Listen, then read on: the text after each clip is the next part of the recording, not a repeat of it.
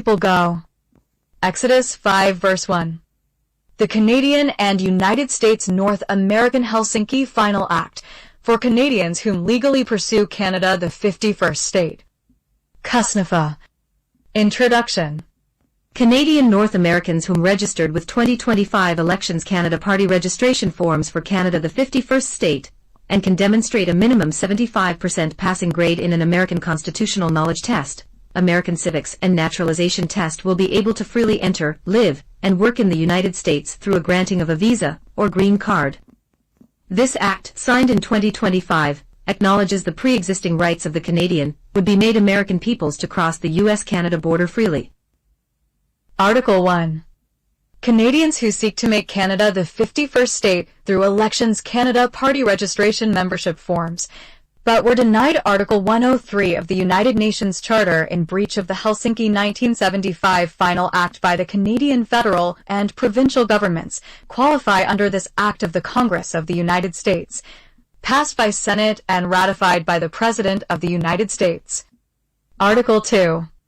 It is understood Canadians whom apply for the Exodus 5 verse 1, known as Kusnafa, Canada-USA North American Helsinki Final Act, will require birth certificates, passports, and all relevant documentation for visa path registration in the United States. Article 3. Basket 3 and Canadians whom naturalize through the Exodus 5 verse 1 pathway will establish the Helsinki Canada-USA Human Rights Group civil society and dedicate their lives to seeing Canada reach the following 3 human rights and fundamental freedoms doctrines.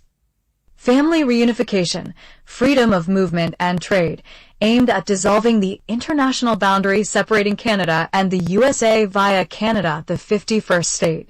Allowing for citizen lead groups to teach civics to the Canadians trapped under the electoral autocracy of the constitutional monarchy.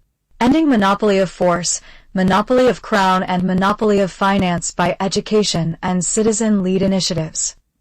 Promoting cultural and educational exchanges between Americans and Canadians on the dangers of socialism and fascism inside constitutional monarchies and the use of Lord's temporal and Lord's spiritual to corrupt the word God and its American legal significance. Impact on human rights are important for the dissidents of the Canadian constitutional monarchy yet to come. Advocacy and monitoring programs must continue on an ongoing basis by the Canadian dissidents who pursue American citizenship in order to highlight the non-compliant monarchical regimes in Canada who will continue in gross human rights violations not readily seen by born Americans in a functioning democratic society.